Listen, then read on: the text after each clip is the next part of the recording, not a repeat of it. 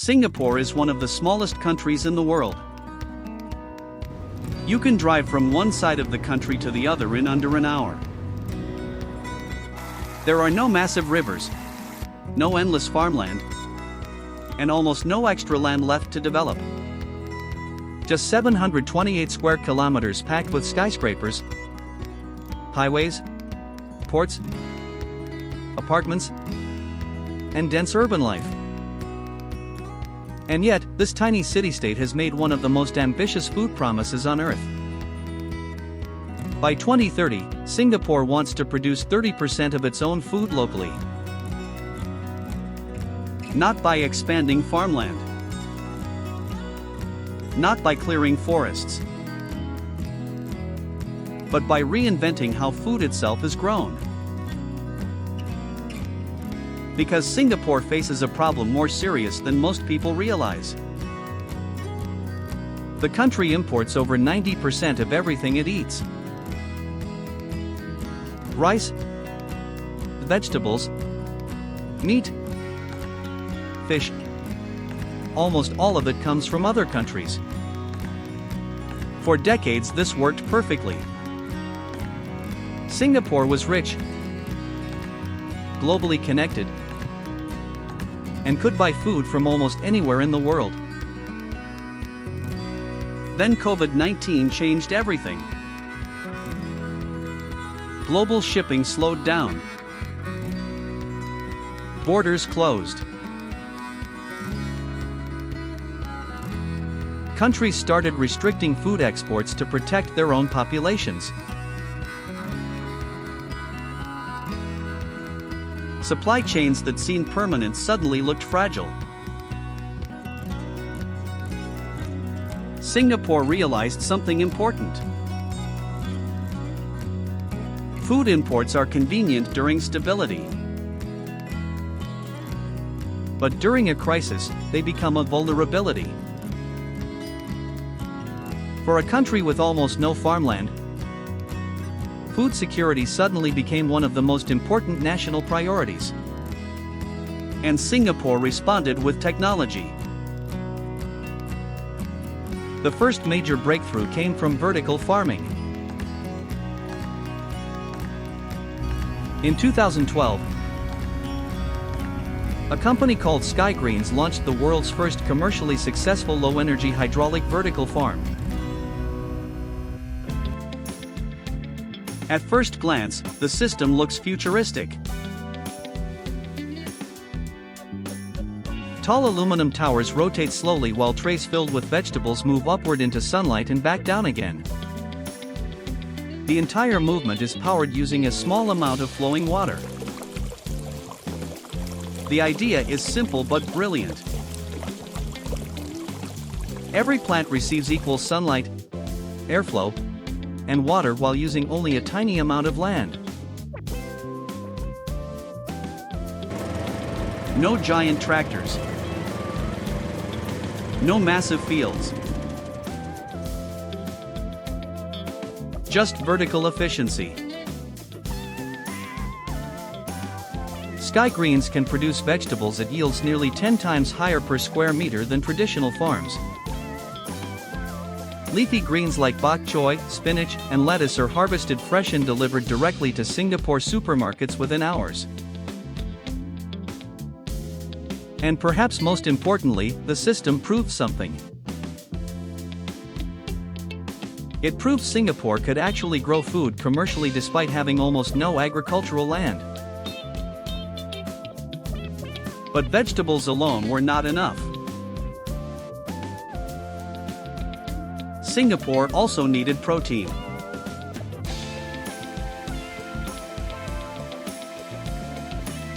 Fish is one of the country's most important food sources.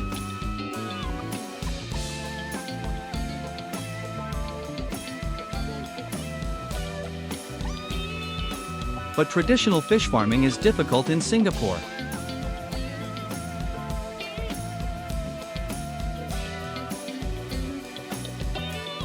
There is limited coastline, strict environmental regulations, and almost no space for large ocean farms.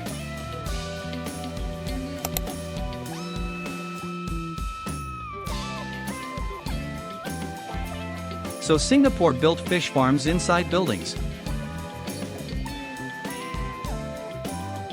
Companies like Apollo Aquaculture Group now operate multi-story indoor fish farms that look more like high-tech factories than traditional farms. Inside these buildings, fish are raised in giant recirculating water tanks stacked floor by floor. The water is continuously filtered, cleaned, oxygenated, and reused using systems called RAS recirculating aquaculture systems. Everything is controlled. Water quality, temperature, feeding schedules, oxygen levels. Artificial intelligence and automated systems monitor the fish 24 hours a day. The result is remarkable. The fish grow faster, disease risk is lower, water usage is reduced dramatically, and the farms can operate almost anywhere inside the city. And because the farms are located close to restaurants and markets, seafood reaches consumers faster and fresher than imported alternatives. Singapore has also invested heavily in shrimp farming technology. Traditional shrimp farming is often linked to pollution and disease outbreaks.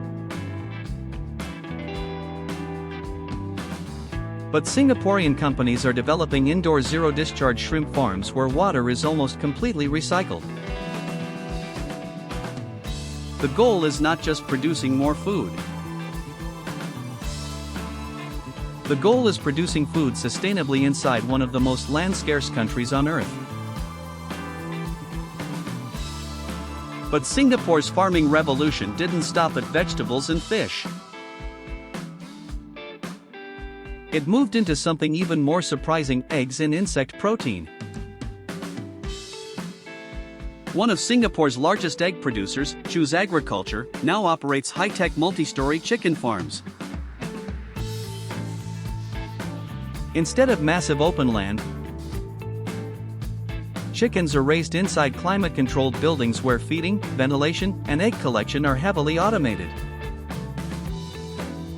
The goal is simple: produce more food using less space. And in a country where land is one of the most expensive resources on Earth, that efficiency matters enormously. But perhaps the strangest solution Singapore is investing in is insects. Because insects are incredibly efficient at producing protein. Crickets and black soldier fly larvae require far less water, land, and feed than traditional livestock.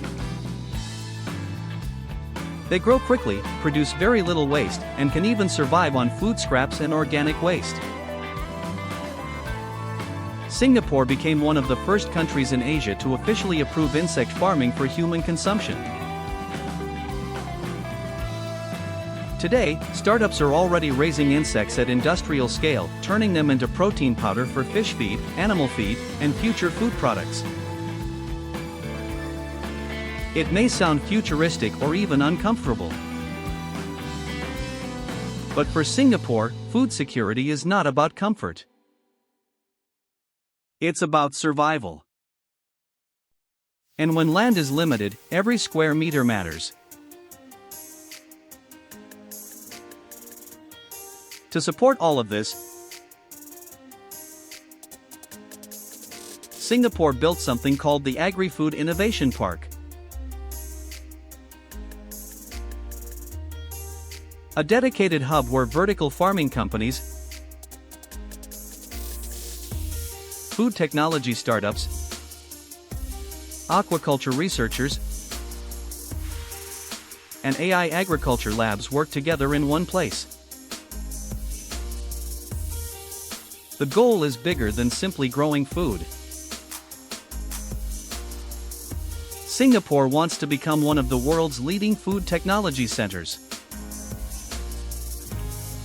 The government is investing millions of dollars into research, automation, sustainable farming systems, and urban agriculture technology. Because Singapore understands something many countries are only beginning to realize. The future of food may not come from more farmland. It may come from better technology. And Singapore wants to be at the center of that future. Of course, Singapore's plan still faces major challenges.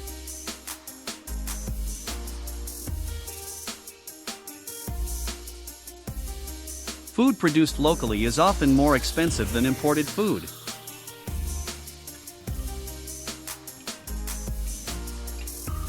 Land prices are extremely high, and running advanced indoor farms requires enormous amounts of electricity. Even if Singapore achieves its 30 by 30 goal, the country will still import most of its food.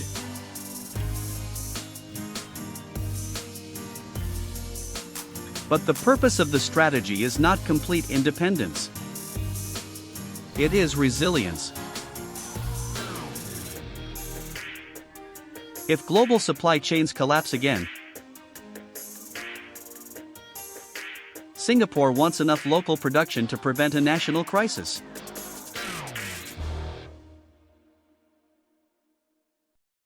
And most experts believe the plan is achievable.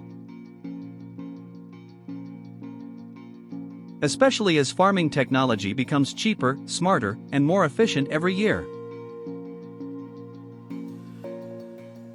Think about what Singapore has done.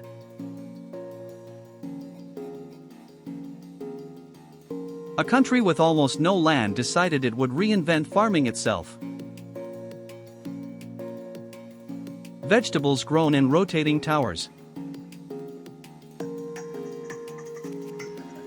Fish raised inside skyscrapers.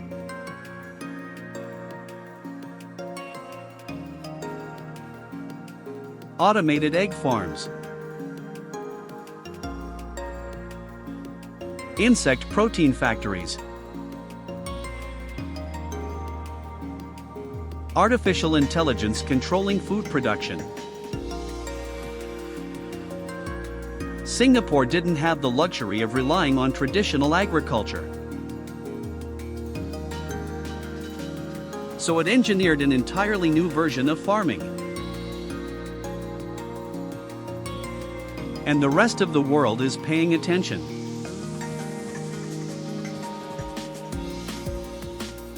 Because Singapore's problem today may become every country's problem tomorrow. Farmland is shrinking. Cities are growing.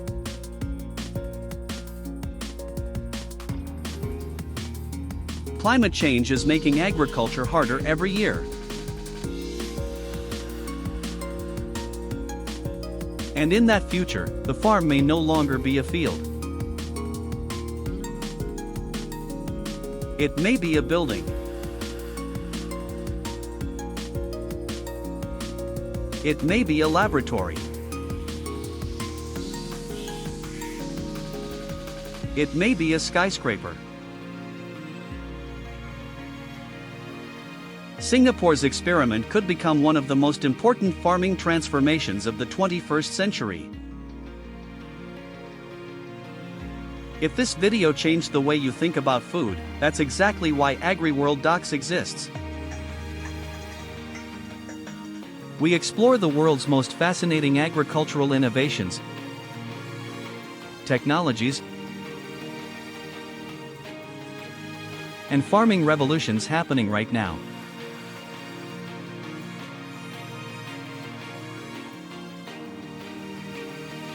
Subscribe to AgriWorld Docs for more documentaries every week.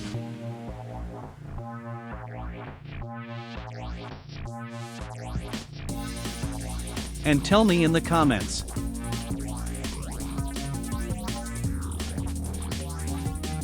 Would you trust food grown entirely inside buildings?